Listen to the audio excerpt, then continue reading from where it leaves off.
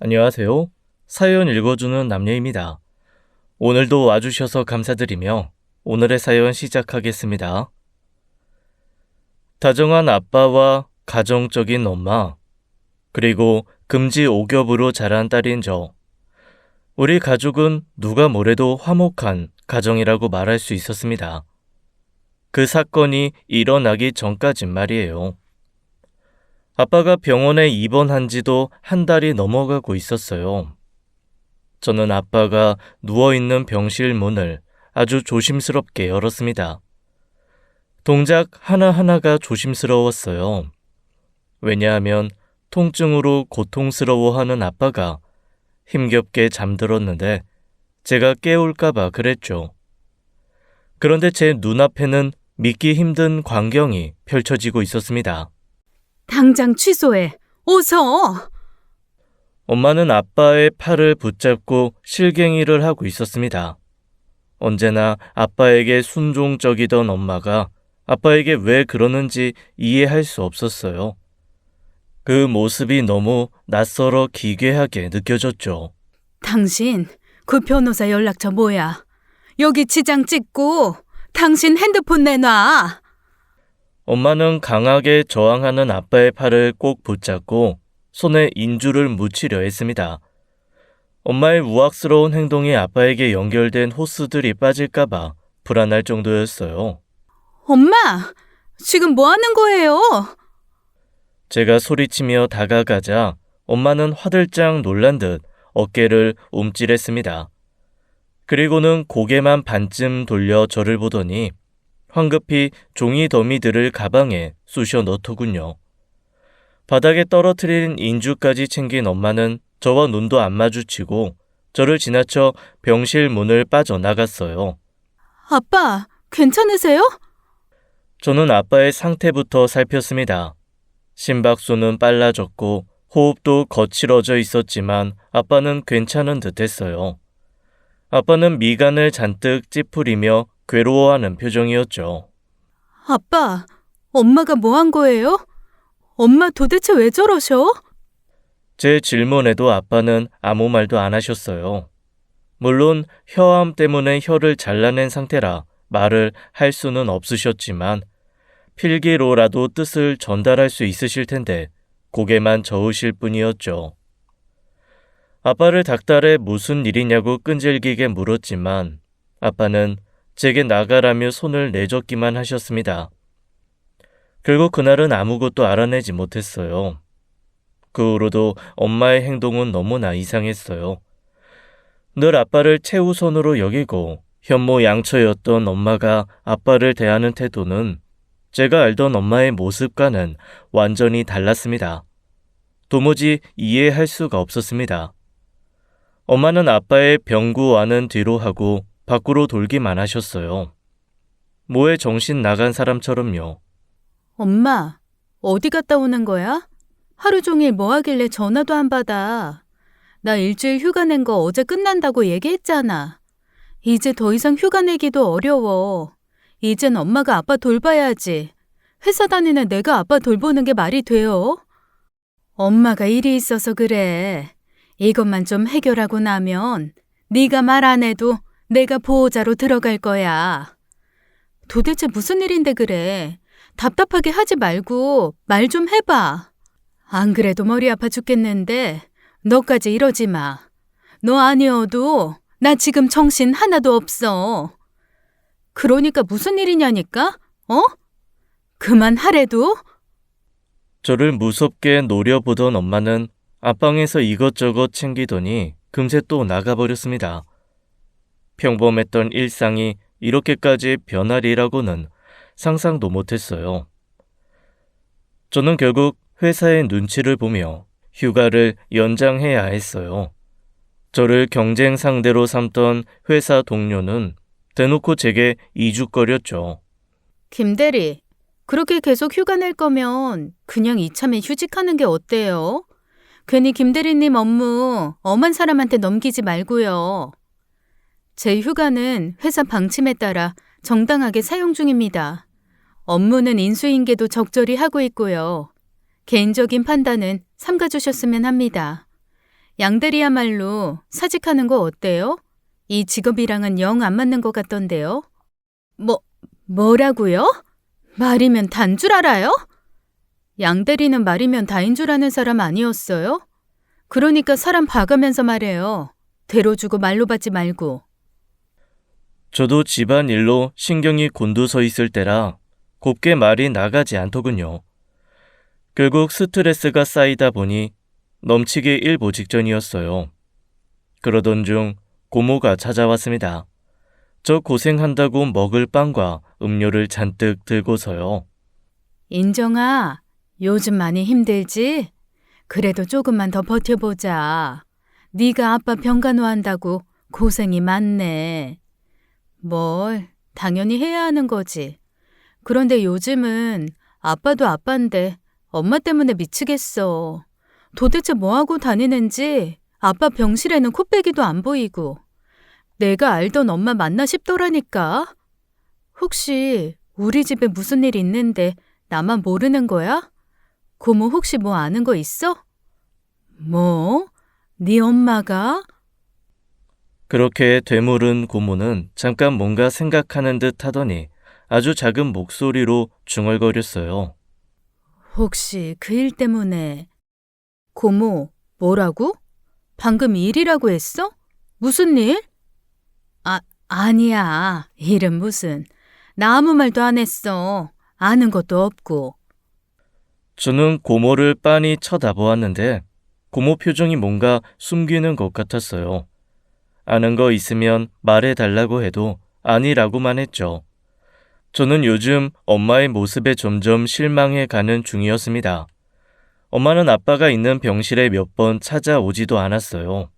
주말에 제가 아빠와 함께 있는 순간 아빠에게 고비가 찾아왔어요. 아무래도 마음의 준비를 하셔야 할 것 같습니다. 혹시 멀리 계신 가족분이 있으면 지금 연락을 하시는 게 좋겠습니다. 저는 엄마와 친인척들에게 연락을 했습니다. 그런데 엄마는 전화를 받지 않으셨어요. 그래서 문자를 남겨두었죠. 가족들이 하나둘 병원으로 모였습니다. 아빠와 마지막 인사를 나누었어요. 그리고 그날 새벽 아빠가 돌아가셨습니다. 아빠의 몸에 달린 기계의 수치가 모두 0을 향해 가고 있었어요. 의사가 왔고 임종을 알렸습니다. 그리고 그 순간 엄마가 도착했어요. 엄마는 아빠가 돌아가시자 소리내어 엉엉 울기 시작하셨어요. 그 울음소리가 너무너도 구슬퍼서 보는 사람마저 눈물이 나올 정도였죠.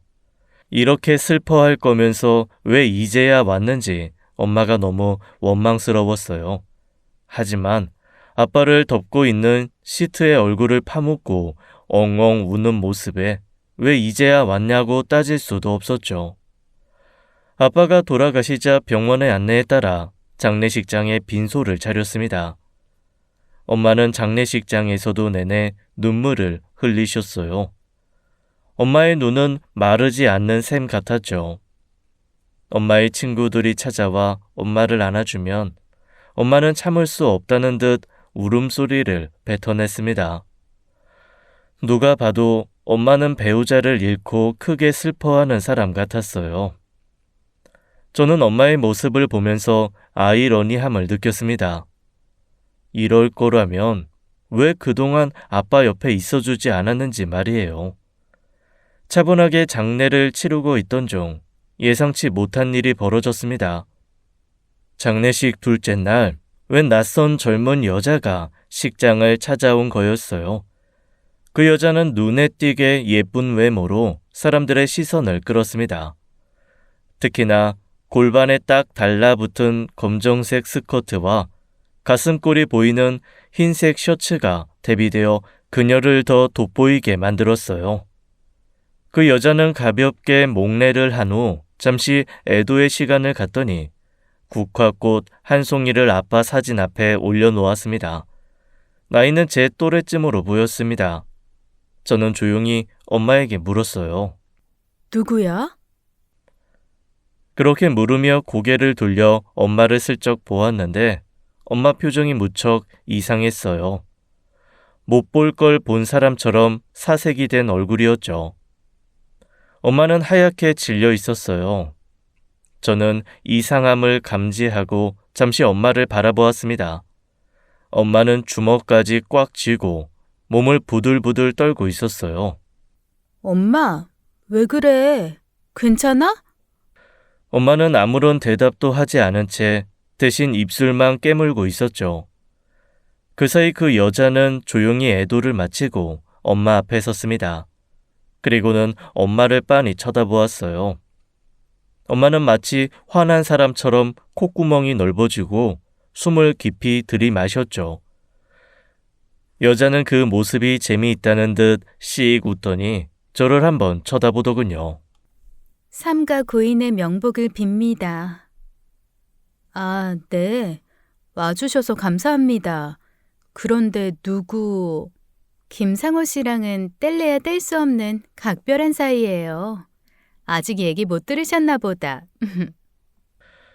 그러면서 비릿하게 웃으며 저희 엄마를 또 한번 쳐다보더군요. 엄마는 그 와중에 단 한마디도 하지 않았습니다. 그 여자는 목례를 하고 나가버렸어요. 엄마에게 누구냐고 물어도 말을 안 했죠. 이렇게 되니 저 혼자 온갖 상상을 다 하게 되더군요. 결국 그날 손님이 뜸해진 새벽 엄마에게 물었습니다. 엄마, 이게 지금 내가 아빠 빈소에서 할 소리는 아닌데 설마 아빠 여자 있었어? 뭐? 엄마는 도끼 눈으로 저를 째려보았습니다. 아니, 뭘 그렇게 무섭게 쳐다봐. 아니, 그런데 아까 그 여자는 누군데? 자기가 자기 입으로 각별한 사이라잖아. 도대체 그 여자 누구냐고. 엄마는 그 여자랑 아는 모양이던데. 알긴 누가 안다 그래. 몰라. 모르는 사람이야. 그냥 와서 조문하길래 그런가 보다 하고 인사받은 것뿐이라고. 그런데 지금 왜 이렇게 예민하게 굴어? 진짜로 아빠 바람 폈어? 그래서 엄마 지금 이러는 거야? 아니래도 넌 대체 무슨 생각을 하는 거니? 네 아빠가 어떤 사람인데 바람을 펴? 누가 뭐래도 네 아빠 절대로 그럴 사람 아니야. 그건 내가 장담해. 그럼 그 여자 뭔데? 엄마 나한테 뭐 숨기는 거 있지? 허튼 소리 그만하고 좀 가서 쉬어. 나도 머리 아파서 좀 쉬어야겠다. 엄마는 아니라고 하지만 지금 엄마의 행동을 보면 분명히 아빠에게 뭔가 말 못할 비밀이 있었던 것 같았죠. 저는 그게 아빠의 외도라고 반쯤 확신하고 있었어요. 그런데 아무리 그래도 그렇지 자기 딸뻘인 여자와 그렇고 그런 사이였다니 이해가 안 가는 건 물론이고 전혀 납득이 가질 않았습니다. 저렇게 세련되고 예쁜 여자가 뭐가 부족해서 저희 아빠 같은 사람을 만나겠어요. 더군다나 아빠가 재력가도 아닌데 말입니다. 지금의 엄마뿐 아니라 아빠 또한 제가 알던 사람이 아닌 것 같았어요. 저만 소외받는 기분에 마음이 아려왔죠. 다음 날 장지를 끝내고 집으로 갔습니다. 엄마는 병이 나서 알아 누웠어요. 저는 약국에 가서 영양제를 사서 집에 들어왔죠. 그런데 닫힌 안방 문 안쪽에서 엄마의 격양된 목소리가 들려왔어요. 엄마 제정신이야? 날더러 뭘 어쩌라고. 엄마는 정말 끝까지 내 편 아니지. 엄마까지 나한테 어떻게 그럴 수가 있어? 이게 지금 그렇게까지 할 일이야? 어떻게 그래? 엄마는 누군가와 통화 중이었어요. 엄마라고 부르는 걸 보니 외할머니 같았죠. 엄마는 평소에 외할머니와 만나는 일이 거의 없었습니다. 두 분이 사이가 좋지 않다고 알고 있었거든요. 엄마 말로는 외할머니와 크게 싸운 일이 있는데 그 일 때문에 서로에게 실망해서 보지 않는 거라고 했어요. 저는 어릴 때부터 외가댁에 가본 일이 없었습니다. 그래서 외할머니 얼굴도 잘 몰라요. 아빠가 돌아가셨을 때도 오지 않으셨으니 거의 연을 끊고 사는 게 맞다고 봐야 했죠. 그런 엄마가 흥분해서는 외할머니와 통화를 하고 있는 거였습니다. 돈? 무슨 돈? 내가 왜 그래야 하는데? 그게 내 돈이지 어떻게 그쪽 돈이야? 엄마, 병원 가봐. 가서 치매 검사하고 오라고. 소리를 내지른 엄마는 전화를 끊어버렸는지 더 이상 말소리가 들리지 않았습니다. 그러더니 곧 안방 문이 벌컥 열렸어요. 안방문 앞에 바짝 서 있던 저는 깜짝 놀랐고 엄마도 저 못지않게 화들짝 놀랐어요. 너 언제부터 거기 서 있었어? 방금. 근데 외할머니랑 통화한 거야? 무슨 돈 얘기하던데. 그게 다 무슨 소리야? 뭐? 도둑고양이처럼 이게 무슨 짓이야? 남의 전화나 엿듣고. 엄마, 진짜 무슨 일 있어? 엄마 지금 되게 이상해. 엄마 최근에 거울 봤어? 엄마한테 이런 말 그렇지만 엄마 정상 아닌 것 같아. 엄마의 눈은 퀭했고 다크서클은 턱 밑까지 내려와 있었습니다. 미간의 주름은 어느 때보다 세게 잡혀 있었고 눈썹은 한껏 치켜 올라가 있었죠. 얼굴색도 시커맸어요. 넌 몰라도 돼. 도대체 그게 뭔데 몰라도 되냐고. 대체 뭔데? 엄마 자꾸 이렇게 아무 말도 안 해주면 나도 방법이 다 있어. 뭐? 네가 뭘 어쩔 건데?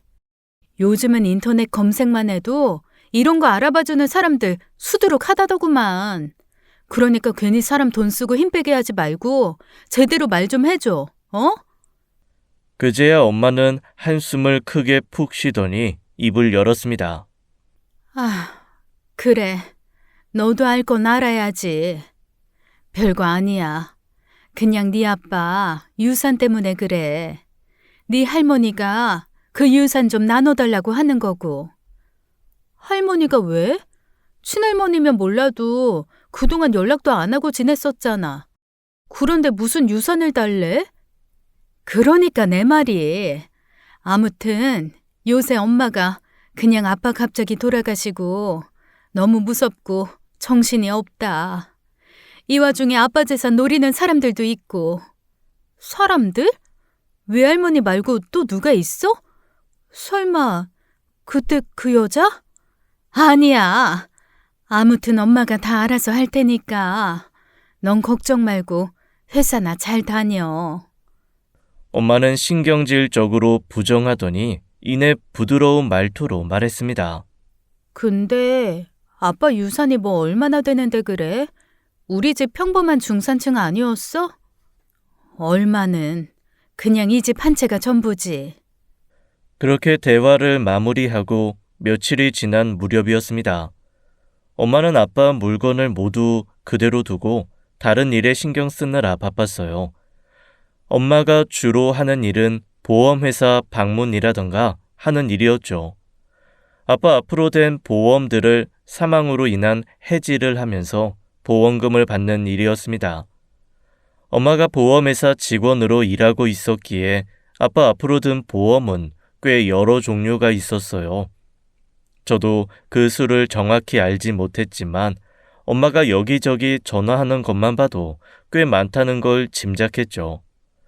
엄마는 아빠가 병원에서 시한부 판정을 받은 이후로 1년간 휴직을 했었습니다. 그래서 아빠가 돌아가신 후로는 거의 집에 계셨어요. 엄마는 이런저런 서류 더미에 둘러싸여 있었고 아빠의 물건들은 모두 방치되고 있었습니다. 보다 못한 제가 엄마에게 말했어요. 엄마, 아빠 물건들 언제 정리할 거야? 뭐? 곧 해야지. 재산 정리만 다 끝나면 그때 할 거야. 지금은 그런 것까지 신경 쓸 겨를이 없어. 상속신고 6개월 안에만 하면 되는 거잖아. 아빠 유품 정리부터 하고 그 다음에 재산 정리하면 안 돼? 인정아, 엄마가 알아서 할 테니까 너까지 엄마 정신없게 하지 마. 나라고 지금 마음이 아무렇지 않아서 이러고 있는 줄 알아? 이게 다 널 위해서 그런 건데 왜 너까지 날... 아휴, 아니다, 아니야. 엄마는 무척 예민해져 있었어요. 무슨 말만 해도 가시돋친 말이 쏟아져 나왔고 그마저도 지친 날엔 대꾸를 하지 않으셨죠. 그러던 어느 날 엄마가 제게 먼저 말을 걸어왔습니다. 요즘 누가 찾아오거나 그런 적 없지? 어? 찾아와? 누가? 누가 날 찾아올 일이 있어? 아니야. 아니면 됐어. 저는 더 묻고 싶었지만 어차피 또 서로 예민해져 있는 상태인 걸 아니 말을 거두었습니다. 그런데 그날 제가 일하는 일터로 누군가 찾아왔더군요. 제가 일하는 곳에요.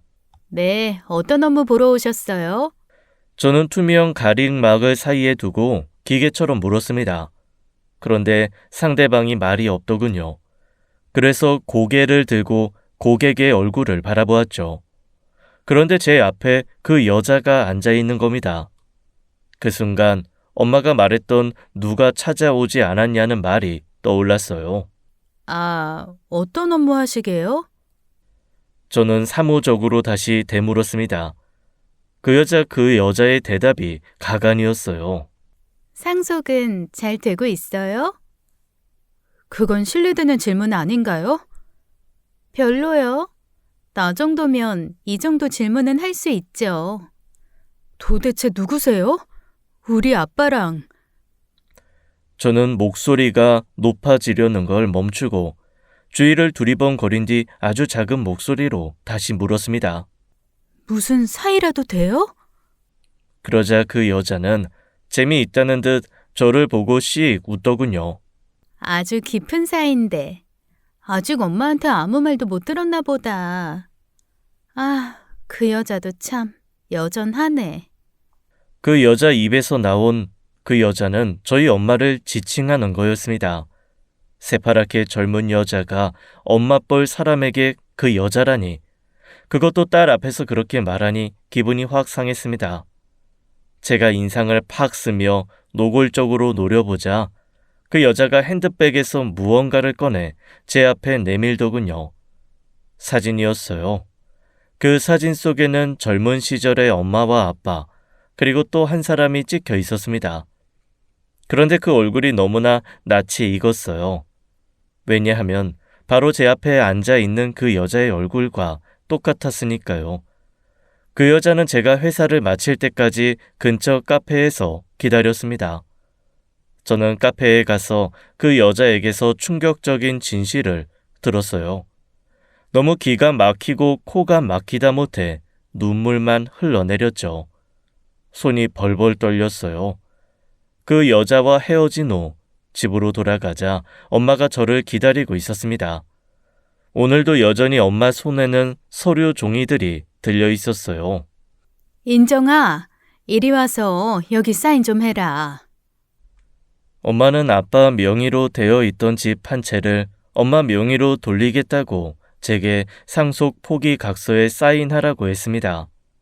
그리고 남은 현금들은 저와 상속 분대로 나누자고 했어요. 인정아, 이리 와서 여기 사인 좀 해라. 엄마, 나 할 말 있어. 잠깐 앉아봐요. 알았으니까 일단 이거 사인부터 해. 그래야 내일 서류 갖다 내지. 엄마는 제 앞에 서류들을 들이밀었어요. 그 모습에 짜증이 확 밀려왔습니다. 엄마, 얘기부터 하자고. 그래, 얘기해. 누가 얘기하지 말래니? 일단 이거 사인하고 하면 되잖아. 엄마도 목소리가 한 톤 높아졌습니다.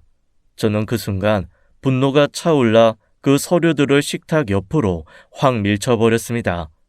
서류들은 우수수 바닥으로 떨어졌어요. 순서가 뒤섞여 뒤죽박죽이 되었죠. 얘, 너 미쳤어? 지금 이가 사인이 무슨 소용이야? 어차피 소송 들어올 텐데. 뭐? 소리 지르던 엄마는 소송이라는 말에 얼굴 표정이 굳었습니다. 저는 그런 엄마 앞에 사진을 내밀었어요. 이거 설명해봐. 너 이거 어디서 났어? 이 여자 누구야? 엄마는 사진을 외면하려는 건지 현실을 부정하는 건지 고개를 돌렸습니다. 어차피 인연 끊은 지 오래야. 이 사람 이모 맞지? 나한테 이모가 있었던 것도 모르고 살았는데 나 오늘에서야 알았잖아. 내 친척 언니라는 사람이 나 찾아와서 이 사진 보여주면서 그러더라. 이 사진 속 여자가 내 큰이모고 자기는 큰이모 딸이래. 그런데 더 경악할 일이 뭔 줄 알아? 그 사촌 언니가 내 친언니래. 이게 어떻게 된 거야? 친척 언니가 왜 내 친언니가 되냐고. 이게 무슨 개족보냐고. 뭐? 넌 지금 그 말을 곧이곧대로 다 믿는 거야? 그거 다 헛소리야. 네 아빠 유산 받으려고 거짓말 하는 거라고. 거짓말? 그래, 이 멍충아. 그게 네 이모인 건 맞지만 걔가 네 친언니라니 그게 말이나 되니? 말이 안 되는데 그 여자는 왜 그렇게 당당해? 유전자 검사한다고 시료까지 채취해 갔어. 뭐? 정말 아니지? 아빠가 이모랑 그렇고 그런 거 아니지? 제가 한 번 더 확인하려고 되물은 순간 엄마는 비틀거리다 그 자리에 주저앉았습니다. 아니야, 아니라고. 엄마는 힘겨운 목소리로 그렇게 말을 했어요. 엄마는 안방으로 들어가 한동안 나오지 않았습니다. 그리고 몇 시간 후 저를 앞에 앉히고 진지하게 이야기를 시작했어요. 일이 이렇게 된 이상 나도 더 이상 너한테 숨기기만 할 수는 없겠다. 솔직히 너무 창피한 일이라 차마 말할 수가 없었어. 아니, 평생 몰랐으면 했다. 너도 알지? 엄마가 외할머니 외할아버지랑 연 끊다시피 하고 사는 거. 그게 다 원수 같은 언니 때문이었어. 저의 외할머니와 외할아버지는 큰 이모와 저희 엄마를 차별해 키웠다고 했습니다. 모든 좋은 건 모두 언니에게 주고 엄마는 늘 언니가 쓰던 것만 받았었대요. 어려운 형편에 큰 이모만 대학을 보내주었고 엄마는 고등학교 졸업 후 바로 취업을 하라고 했답니다. 그러던 어느 날 엄마에게 만나는 남자가 생겼대요. 그게 아빠였죠. 둘의 사랑은 불타올랐고 서로의 결혼을 약속했다고 했답니다. 아빠가 직업도 인물도 좋은 편이어서 외할머니와 외할아버지도 마음에 들어 하셨대요. 그런데 큰 이모 또한 아빠를 마음에 둔 게 문제였죠. 큰 이모는 전혀 티를 내지 않아서 아무도 큰 이모의 마음을 몰랐다고 했습니다. 그러던 어느 날 큰 이모가 아빠에게 술을 먹여 큰 일을 치른 거였어요. 아빠와 큰 이모는 그 일을 함구하고 있었고 결혼식을 며칠 앞둔 어느 날 사건이 터진 거였어요. 큰 이모가 임신을 했다고 온 가족 앞에서 폭탄 발언을 한 거죠. 그 말을 들은 순간을 난 지금도 잊을 수가 없어. 온몸에 피가 다 빠져나가는 기분이라는 게 뭔지 그때 알았지. 폭탄 발언 후 누구도 아무 말도 하지 못했대요. 몇 분간의 정적이 흐르자 이모가 다시 한번 임신 사실을 고백했다고 했습니다. 난 너무 기가 막혀서 말도 안 나왔단다. 왜냐하면 그때 나도 널 임신 중이었거든. 저는 엄마의 말에 눈이 동그러진 채 엄마를 바라보았어요. 엄마의 그때 기분이 어땠을지 상상도 가지 않았죠. 두 자매가 한 남자를 사이에 두고 모두 임신을 한 상태였습니다. 결국 그 일로 엄마와 큰 이모는 서로 척을 지게 되었대요. 그런데 문제는 외할머니와 외할아버지였다고 했습니다. 네가 양보해라. 안 그래도 언니 제치고 네가 먼저 결혼하는 것부터 말이 안 됐어. 그러니 이 사단이 나도 난 거지. 아버지, 어떻게 나한테 그렇게 말해요? 방금 전까지도 제 남편 될 사람이랑 제 혼수 얘기하고 있었잖아요. 그런데 어떻게 손바닥 뒤집듯이 그렇게 쉽게 말해요? 언니가 애 지우면 되잖아요. 그러다 네 언니 몸에 물이 가서 나중에 애라도 안 생기면 어쩌려고? 아버지 말 들어. 김서방이 너보다는 네 언니랑 수준이 맞는 사람이야. 둘 다 대학 공부까지 마쳤으니 너보단 그쪽이 더 잘 맞을 거다. 그럼 내 아이는요? 나는 어쩌라고요? 우리가 병원 알아보마. 워낙 큰 이모를 차별하고 예뻐하셨던 두 분이 엄마에게 파혼을 하라고 했대요. 그리고 언니에게 남편을 양보하라고 했다는 거였죠. 그게 말이나 되니? 남편이 술에 취해 내 언니랑 실수로 잔 것도 억울한데 내가 왜 내가 사랑하는 남자까지 언니한테 양보를 해야 돼? 난 절대로 용납할 수 없었다. 네 할머니 손에 끌려가서 널 치우기 전에 네 아빠랑 멀리 도망쳐 왔어. 그건 나한테 너무나 큰 아픈 과거였어. 다 잊고 살려고 평생 노력했고 오로지 너랑 네 아빠만 보고 살아왔다. 엄마는 눈에 고인 눈물을 옷깃으로 훔쳤습니다. 엄마 말을 모두 듣고 나니 엄마가 너무 안쓰럽게 느껴졌어요. 왜 할머니, 할아버지와 사이가 안 좋은지도 납득이 갔죠. 그럼 전에 할머니랑 통화한 것도... 그래, 맞아. 이제 와서 그 여자 딸 몫을 내놓으라는 거지. 인정하기 싫지만 어쨌든 네 아빠 혈육이니까. 아니, 정말 너무한 거 아니야? 어떻게 부모라는 사람이 그래? 내가 다 화가 난다. 앞으로 엄마, 할머니, 할아버지랑 연 끊어. 전화 와도 받지도 말고. 뭐 그런 부모가 다 있어? 미안. 그래도 엄마의 엄마 아빠인데. 아니야. 네가 그렇게 내 편 들어주고 말해주니까 그게 위로가 된다.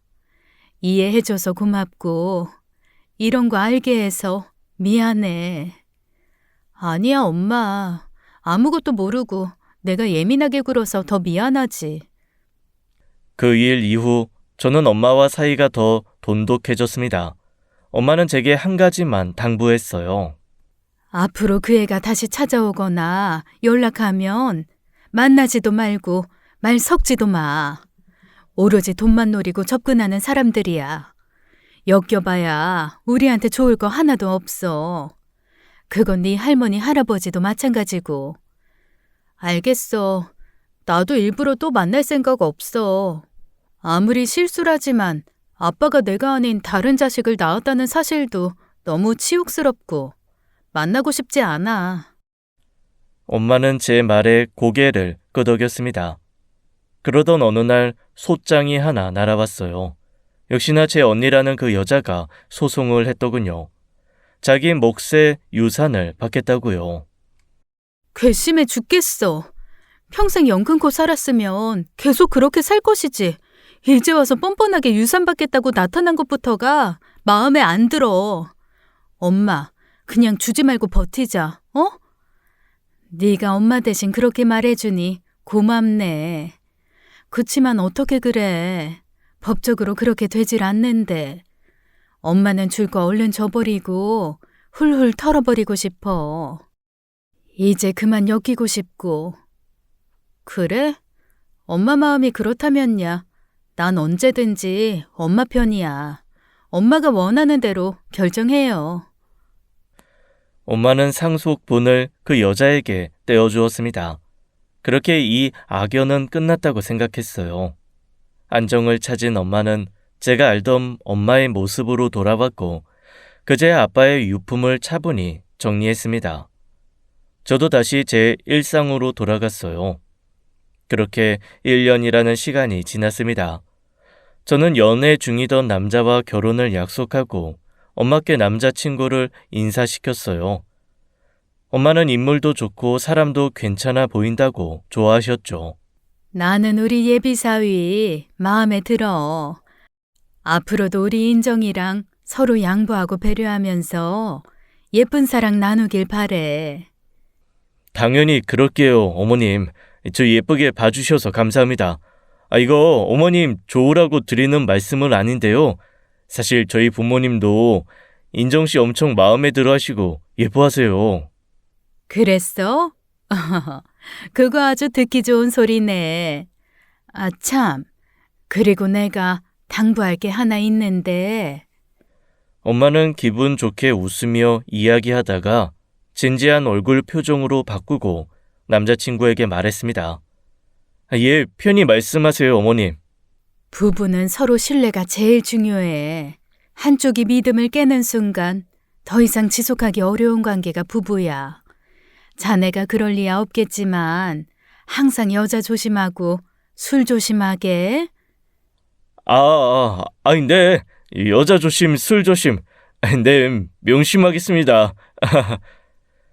자칫 분위기가 이상해질 수도 있는 말이었는데 남자친구 특유의 밝은 모습으로 부드럽게 넘겼어요. 곧 청첩장이 나왔어요. 결혼 준비는 걸리는 것 하나 없이 잘 진행되고 있었죠. 그렇게 상견례를 일주일 앞둔 어느 날이었어요. 밤 11시를 향해 갈 무렵 남자친구에게서 전화가 걸려왔습니다. 여보세요? 인정아, 아직 안 자지? 이제 막 자려고 준비 중이었어. 그런데 이 시간에 무슨 일이야? 저기, 지금 잠깐 볼 수 있을까? 지금? 저는 시계를 보았습니다. 시계는 10시 50분쯤을 가리키고 있었습니다. 그 순간 프로포즈가 떠올랐어요.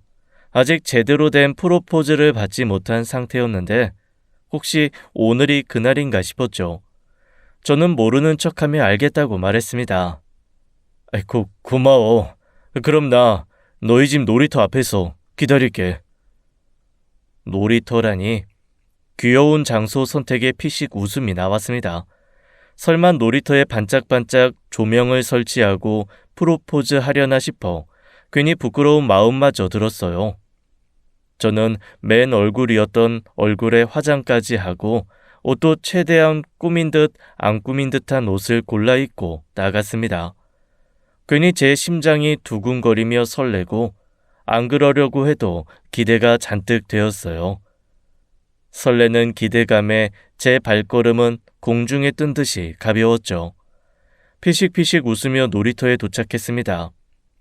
그런데 제가 기대했던 조명은 없었고 어두운 놀이터엔 남자친구만 덩그러니 서 있었어요. 순간 뭐지 싶었습니다. 내가 생각한 것보다 조촐하고 담백한 프로포즈인가 했어요. 저를 본 남자친구가 저를 보더니 어쩔 줄 몰라 하는 얼굴을 하더군요. 처음엔 그게 무슨 표정인지 전혀 몰랐어요. 그리고는 대뜸 제 앞에 무릎을 꿇었습니다. 오빠, 왜 그래? 일어나. 뭐 하는 거야, 부끄럽게. 인정아. 응? 미안하다. 뭐가? 나 같은 놈 남자친구로 둬서 너한테 이런 시련 안겨주는 것 같아서 정말 미안해. 그게 갑자기 무슨 소리야. 오빠 지금 프로포즈를 이런 식으로 하는 거야? 저는 영문을 모르겠다는 표정으로 남자친구를 바라보았어요. 그런데 남자친구의 얼굴 표정은 꽤나 심각했습니다. 그리고 그의 입에서 나온 말에 저는 경악을 금치 못했어요. 우리 파혼하자. 내가 정말 미안해. 미안해, 인정아. 뭐? 파혼? 지금 도대체 무슨 소리 하는 건데? 내가 정말 할 말이 없다. 너희 어머니께도 너무 죄송하고 진짜 내가 죽일 놈이야. 도대체 무슨 일인데? 갑자기 왜 파혼하는 건데? 미안해. 더 이상은 아무 말도 해줄 수가 없어. 나 같은 놈 잊고 잘 살아. 미안하다, 인정아. 그렇게 말하더니 냅다 뛰어가더니 사라졌습니다. 그리고 그 후로 2번 다시 연락이 되질 않았어요. 밤새 받지 않던 핸드폰은 다음날 없는 번호라고 나왔죠. 너무 황당했어요. 마른 하늘에 벼락을 맞은 기분이었습니다. 너무 충격을 받아 이러지도 저러지도 못하고 있던 와중 엄마는 상견례에 갈 옷을 사겠다며 백화점에 나가려고 했어요. 예, 우리 입던 옷 말고 백화점 가서 제대로 된 거 한 벌씩 뽑고 오자. 응? 그래도 명색이 하나뿐인 우리 딸 상견례인데 아무거나 입고 갈 순 없지. 엄마, 그 옷 안 사도 돼. 왜? 새로 하나 사 입자. 제대로 된 옷들은 다 옛날 옷들 뿐이 없어서 그래. 옷이 문제가 아니라 그럴 필요 없어졌다고. 뭐? 엄마 하나뿐인 외동딸 파혼했다고. 뭐? 그게 무슨 소리야? 나 파혼 당했다고. 엄마는 이 기가 막힌 상황에 황당해하는 반응이었습니다. 그놈의 새끼 찾아서 가만 안 둔다고 난리도 아니었죠. 아는 사람 중에 경찰 있다며 그놈 어디로 잠적했는지 알아본다고 하는 걸 간신히 말렸습니다. 엄마는 저의 파혼 소식에 무척 속상해 하셨어요. 저는 공과 사는 구분하며 살아야 한다는 주의인데도 사적인 제 일 때문에 회사 일이 손에 잡히지 않았어요. 저는 점점 피폐해져 살이 쪽쪽 빠져나가고 있었죠. 그러던 중 그 남자의 소식을 엉뚱한 곳에서 찾게 되었습니다. 그건 바로 SNS였어요. 저는 평소 SNS를 잘 하지 않았습니다. 남자친구도 SNS를 잘 하지 않아서 핸드폰에 깔아두지도 않은 상태였죠. 그러던 중 우연한 계기로 SNS를 다운받아 핸드폰을 깔게 되었는데 전 남친이 추천 친구로 뜬 거였어요. 그리고 그곳에서 경악할 진실을 알게 되었죠. 저와 헤어진 지 얼마 안 된 시점에 청첩장이 올라온 거였습니다. 그것도 다른 여자 이름이 쓰인 청첩장이요. 김수현? 저는 떨리는 손으로 모바일 청첩장을 눌렀습니다. 전 남친 옆에는 다른 여자가 서 있었죠. 얼굴이 제대로 보이지 않는 측면샷이었지만 그걸 본 순간 이상하게 기분이 묘했어요. 저는 이 상황이 이해가 가질 않았습니다. 대체 이게 어떻게 된 일인지요. 저는 떨리는 손으로 전 남친에게 전화를 걸었습니다. 청첩장에 적힌 새 휴대폰 번호로요. 신호음이 몇 번 가더니 전 남친인 목소리가 들려왔어요. 여보세요? 여보세요? 이재욱? 김인정? 이게 대체 어떻게 된 거야? 너 결혼해? 나 결혼해. 전 남친은 한숨을 크게 쉬더니 이내 단호하게 말했습니다. 너 나 만나는 동안 바람 폈던 거야? 그런 거 아니야. 그럼 뭔데? 나랑 헤어지고 바로 다른 여자랑 결혼하는 거면 바람 아니면 뭔데? 인정아, 우리 좀 만나자.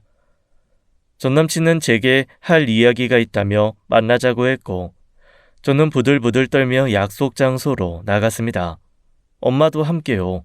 엄마는 저를 이렇게 만든 그 놈을 용서할 수 없다며 가서 커피라도 뿌리고 오겠다고 저를 따라 나섰죠. 저도 너무 화가 난 상태라 굳이 엄마를 말리지 않았습니다. 그런데 약속 장소에 간 순간 상상도 못할 일이 벌어졌어요. 전 남친은 어떤 여자와 마주보고 앉아 있었습니다. 엄마와 저는 성큼성큼 그들이 있는 곳으로 걸어갔어요. 그리고 엄마는 경악하며 소리를 질렀죠. 마치 귀신이라도 본 사람처럼요.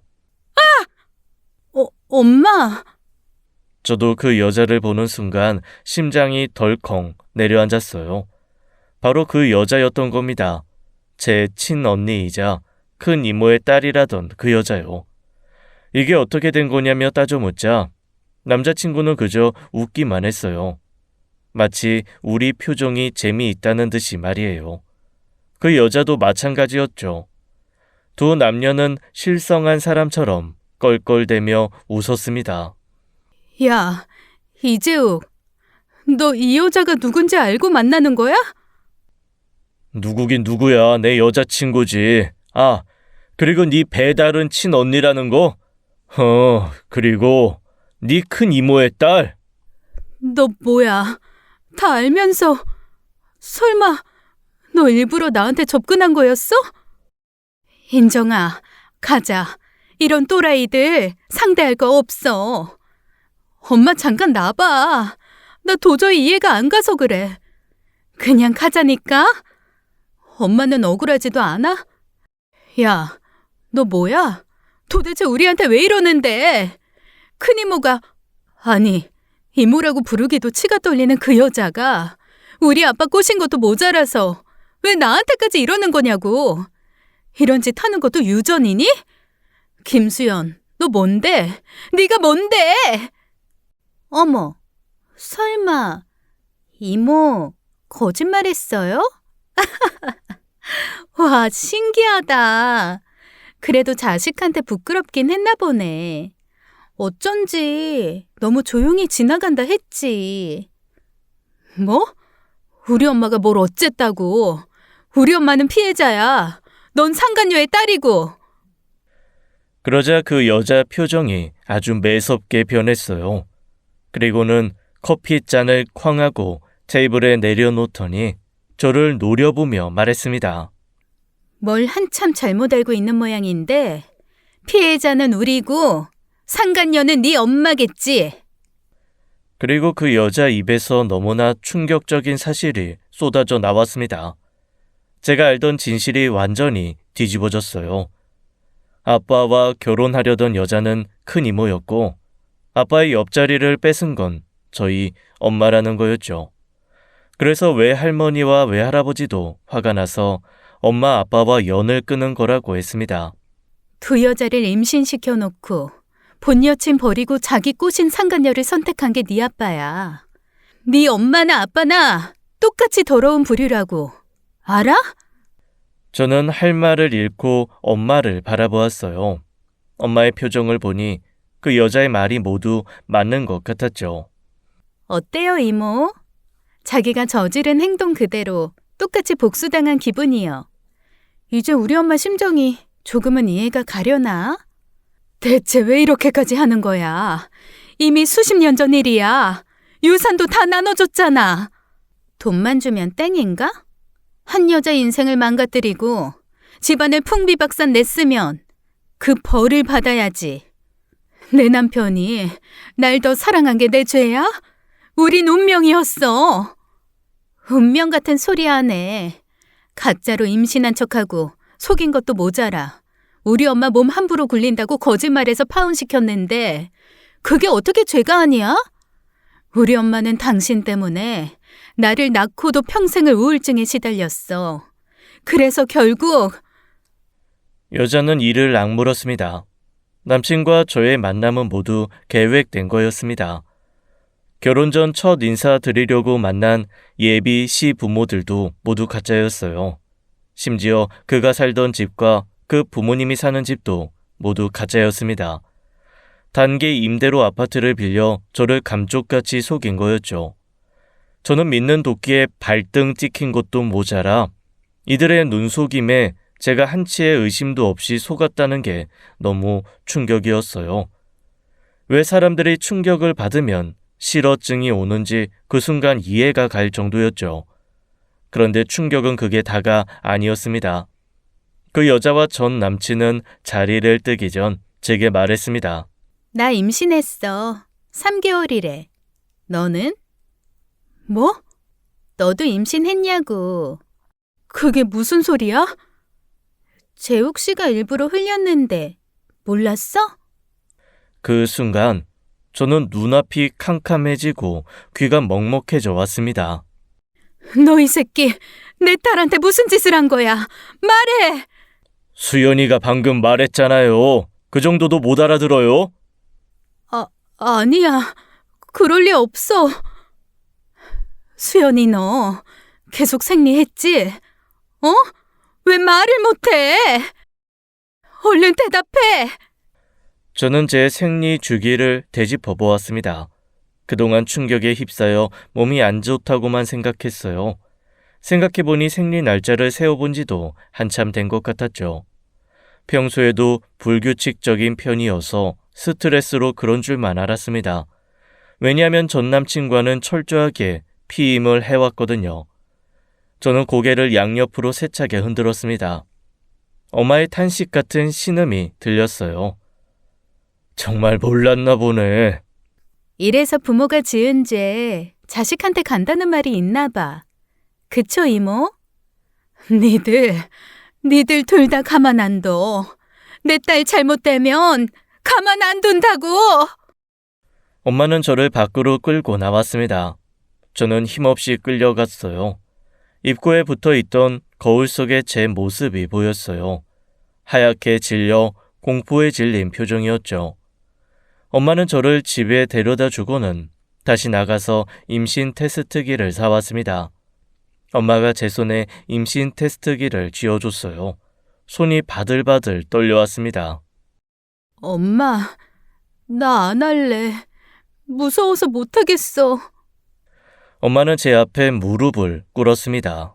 엄마가 미안해. 엄마가 정말 미안해. 엄마는 해가 질 때까지 제 앞에 무릎을 꿇고 있었습니다. 그 후로 2달이 지났어요.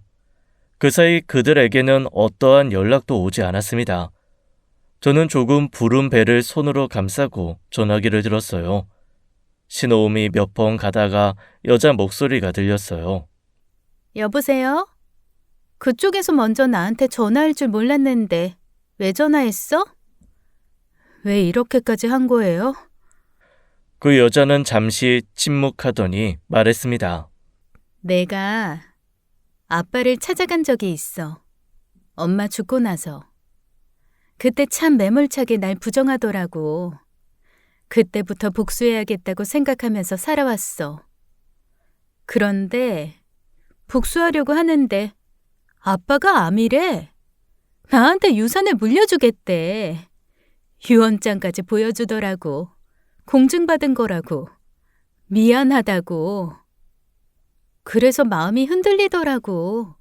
복수할 생각으로 이악 물고 살았는데 이제 와서 미안하다니까 김이 팍 새는 거야. 그런데요? 그런데 어쩐 일인지 유언장이 바뀌었어. 그 유언장에 내 얘기는 하나도 없었고 네 엄마 짓이었어. 그 다음은 내가 얘기 안 해도 알겠지? 내 분노가 어디로 향했는지. 저는 조용히 전화를 끊었습니다. 그리고 그 여자에게 사진 한 장을 보냈습니다. 저의 불러온 배가 나온 사진이었어요. 그러자 그 여자에게서 바로 전화가 오기 시작했습니다. 저는 전화를 받지 않았어요. 그런데 문자가 오더군요. 뭐야, 너 임신했어? 설마 정말 임신한 거야? 이 사진 뭐냐고! 저는 아무 대꾸도 하지 않았습니다. 그 여자뿐 아니라 그 남자에게서도 미친 듯이 문자가 왔어요. 야, 너 이거 뭐야? 너가 어떻게 임신을 해? 말해 보라고. 설마 내 애 아니지? 야, 너 빨리 전화 안 받아? 저는 그 둘에게 똑같은 문자를 보냈습니다. 30년 후가 기대된다고요. 그때쯤에 보자고요. 코웃음이 저절로 나왔습니다. 그 둘의 반응이 웃겼어요. 일부러 저를 임신시킨 것처럼 행동하던 그가 이제 와서 이러는 이유는 그 모든 게 거짓말이었기 때문이었죠. 일부러 흘렸다는 그 거짓말은 저를 겁먹게 하려고 했던 말일 겁니다. 그들은 제가 큰 이모처럼 임신된 채 버려지길 바랬겠죠. 아니면 제가 그렇게 느끼기라도 하길 바랬을 겁니다. 저는 그들의 다급하고 초조해하는 문자들을 천천히 읽어 내려갔습니다. 그리고 곧바로 핸드폰 대리점에 방문해서 전화번호를 바꾸었어요. 저는 버스에 올라탔습니다. 버스는 번화가에서 내렸고 저는 병원으로 향했어요. 초음파 결과는 지난번과 같습니다. 임신 징후는 없고 난소도 정상 상태예요. 약은 꾸준히 드시고 계시죠? 네. 근데 선생님, 요즘엔 밤에 잠이 잘 안 와요. 혹시 약이 안 듣는 거면 진짜 임신된 건 아니죠? 물론 그럴 일은 없습니다. 피검사 수치도 임신이 아니라고 하고요. 상상 임신은 단순한 착각이 아닙니다. 몸이 실제로 반응하는 진짜 증상이에요. 조금 더 마음을 편히 먹고 치료 꾸준히 해보시죠. 필요하시면 심리 상담 받아보시는 거 어떠세요? 제가 의뢰서 써드리겠습니다. 저는 호르몬 치료와 정신과 치료를 병행했습니다. 원인을 알 수 없는 호르몬 변화로 인해 저는 상상 임신을 한 거였어요. 그 후로 시간이 지나 지금은 모두 괜찮아졌습니다. 정신과 상담을 받은 게 큰 도움이 되었던 것 같아요. 요즘은 교회를 다니며 제 마음을 다스리고 있어요. 저는 가끔 고민합니다. 그들에게 진실을 말해줄 것인지를요. 물론 저도 잘한 건 하나도 없다는 걸 압니다. 복수는 복수를 낳는다는 말도 알고요. 하지만 저는 너무 억울하고 고통받았다고 생각합니다. 죄를 지은 사람은 엄마인데 왜 내가 그 죄를 받아야 하는지 모르겠어요. 엄마는 지금도 자신의 과거를 제게 미안해하고 계세요. 저는 그런 엄마와 조금 거리를 두고 지내고 있어요. 옛날 앨범들을 꺼내보면 사진 속 행복한 가족의 모습이 너무나 비현실적으로 느껴지네요.